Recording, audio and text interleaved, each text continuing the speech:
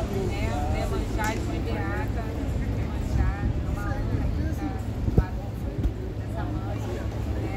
E que além de mãe é Ked, é mãe de 6 filhos maravilhosos, é do movimento negro, é nascida dentro do contexto do movimento negro, participou de atos importantes para a nossa história.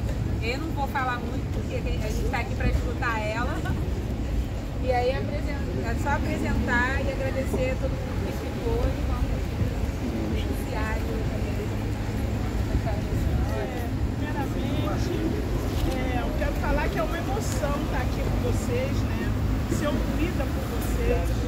É muito importante, né, a gente poder falar, ser ouvido, tocar, saudar nossos ancestrais. E por eles nós estamos aqui, né? Eles trouxeram, lutaram, sobreviveram, deixaram esse legado que é a capoeira, entre outros, né? Então eu salvo todos os nossos ancestrais. Queria dizer que eu encontrei a Roberta Santana, que é uma filha também do movimento negro, já tem a barraca dela do nome dela, Maria, já que ela se predispôs para vir ouvir, né? Ela aqui para sentar violão. Eu sou Kênia Garcia Bezerra de Melo, né? Esse nome que vem das fazendas, dos latifundiários lá de Recife, onde meu avô, meu bisavô, né? Deve ter sido escravizado por eles. Esse nome Bezerra de Melo, Garcia por parte de mãe, Bezerra de Melo por parte de pai. Eu não conheci esse avô. Mas a minha família são 5 gerações aqui no Brasil, que eu conto, né?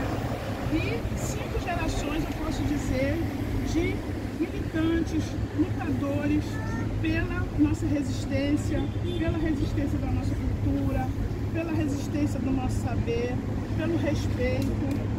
Então, meus avós, por parte de mãe, já vinham nessa batalha de ter um espaço, né? De ser respeitado como pessoas, além da raça, né? Então, eles lutaram, conseguiram, dentro da época do contexto que eles viviam, né, década de 40, década de 30, 40, 50, se firmarem na cidade do Rio de Janeiro, construírem uma família e tiveram 2 filhos, minha mãe Lídia Garcia e meu avô, meu tio Lídio. Na verdade, quem ia estar falando aqui para vocês seria minha mãe, Lídia Garcia, que o Célio convidou. Só que ela já estava de viagem marcada para Brasília, onde mora, e o Célio me convidou, querendo que eu trouxesse para vocês um pouco do que é essa família já no contexto de militantes, né? Meu pai e minha mãe, quando se conheceram aqui no Rio, já se conheceram num contexto de militância, um grupo Palmares, que era um grupo de jovens da década de 50 para 60. Então ali eles se conheceram, ali eles começaram a namorar, ali eles fundaram junto com outras pessoas mais idosas o Renascença Clube, né? Meu avô, minha avó, meu pai, minha mãe. E aí meu pai e minha mãe já estudiosos da cultura negra, tá? Porque a cultura negra sempre foi para eles dois, primeiro meu pai que trouxe mais minha mãe para isso, uma filosofia de vida, como é a capoeira, um estilo de vida, uma filosofia de vida. Meu pai não tinha religião, apesar de ter fé, de ter os santos deles de fé, mas ele não tinha religião. A nossa religião na nossa casa sempre foi a cultura negra, tudo rodou em volta da cultura negra, ele como artista plástico, minha mãe como uma professora. Meu pai foi para Brasília antes de 60 como desenhista da equipe do Oscar Niemeyer. Aí me casou, minha mãe fez concurso. Foi uma das primeiras professoras de educação musical em Brasília. Deu aula assim para toda uma geração lá. E aí pronto, aí casaram, aí já veio o contexto de ter filhos. E aí começa a história dos nomes africanos. Como eu já falei para vocês, meu nome é Kênia. Eu nasci em 60, no ano da independência do Quênia. Nessa época estava rolando na África, no continente africano, a independência de vários países, né? A luta de vários países. E aí, na verdade, se eu fosse um homem, eu seria Jomo Kenyatta. Foi o primeiro presidente de Quênia. Como nasci mulher, meu pai ficou esperando 4 filhos para nascer esse homem, que aí ele nem botou mais esse nome, só botou outro. Então, nasceu Kênia. E aí, por causa disso, eu digo que eu já nasci uma militante, porque na época ninguém entendia por que esse nome Kênia. O que é Kênia? Então, eu já aprendi a falar, já aprendendo a colocar meu nome.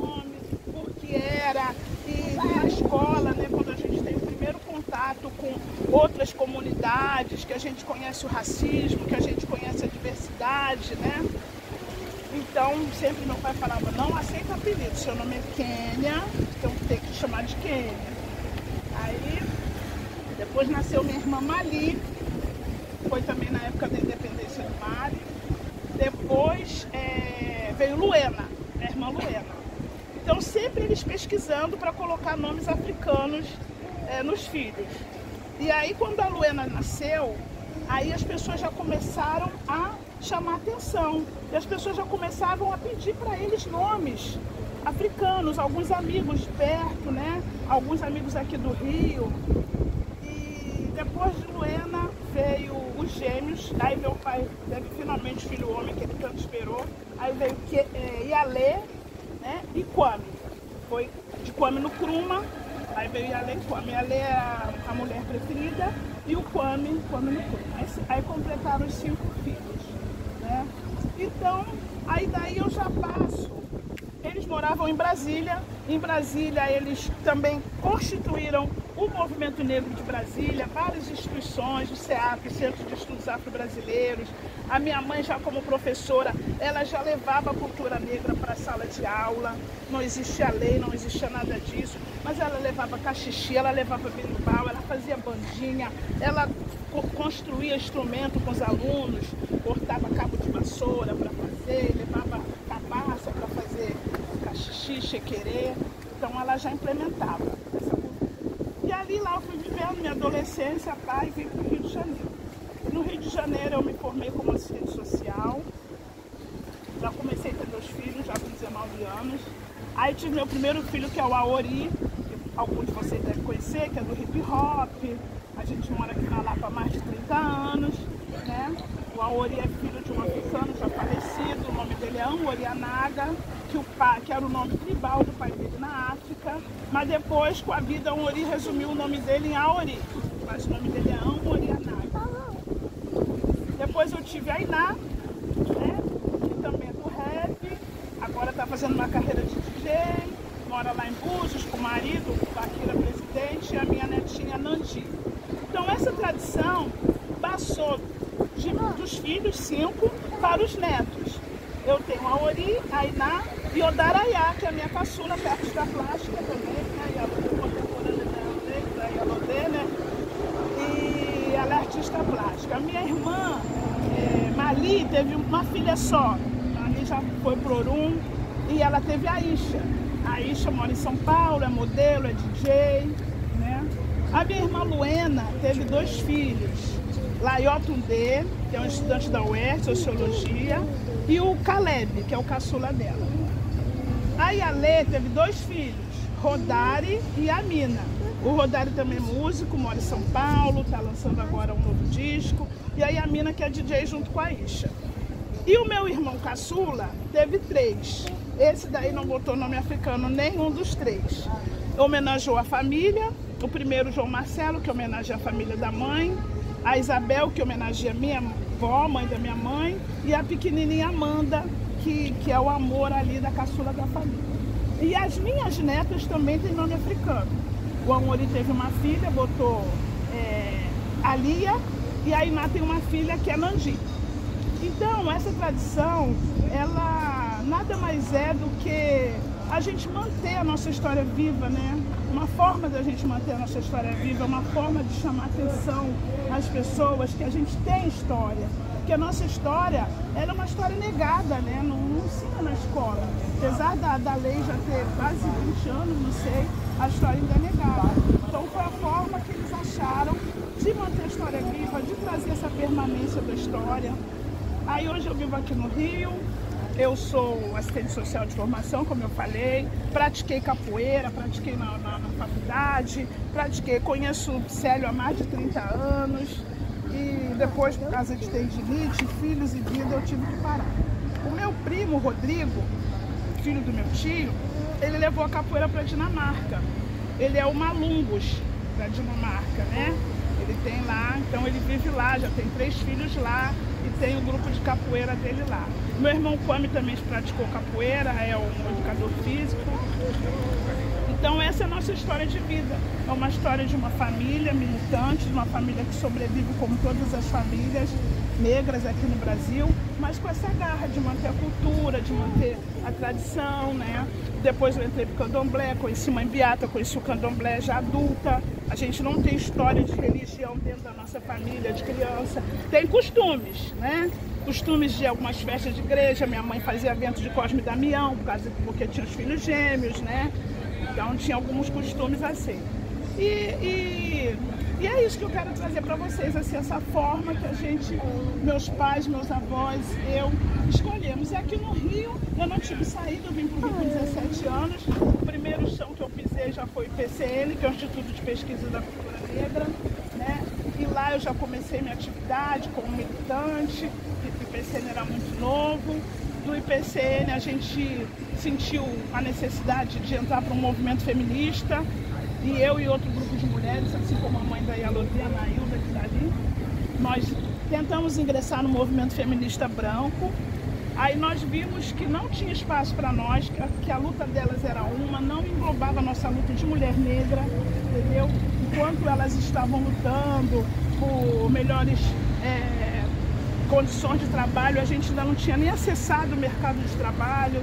Entendeu? A gente não tinha com quem deixar nossos filhos, a maioria tinha que trabalhar nas casas. Então nós formamos um movimento de mulheres negras, contrariando até mesmo o movimento negro, que achava que não era necessário a gente fazer essa parte, entendeu? Mas a gente também não tinha muita voz para as causas femininas negras, porque as lutas dos movimentos eram tão grandes, e quando a gente ia falar uma causa nossa, ela ficava pequena ali. Então formamos um movimento de mulheres negras aqui no Rio, isso na década já de 80, e aí a gente resolveu fazer um fórum estadual, viajamos vários municípios para falar com outras mulheres, fizemos fórum estadual, nacional, fizemos um encontro, em 1988, encontro nacional de mulheres negras, com 500 mulheres vindas de todo o Brasil, ressaltando que naquela época não tinha internet, não tinha computador, e nossa comunicação era o correio Nagô mesmo, era xerox,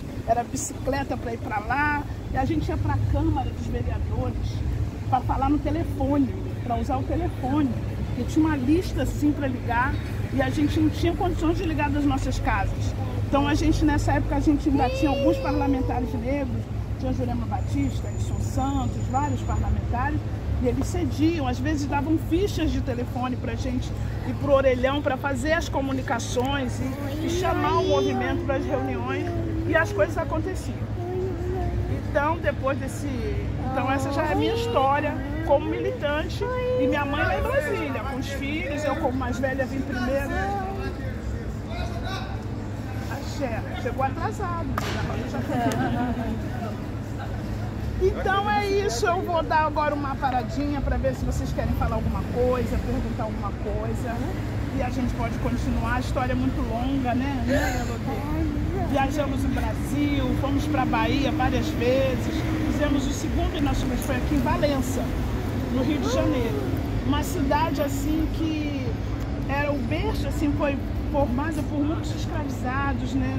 Tinha muitas fazendas.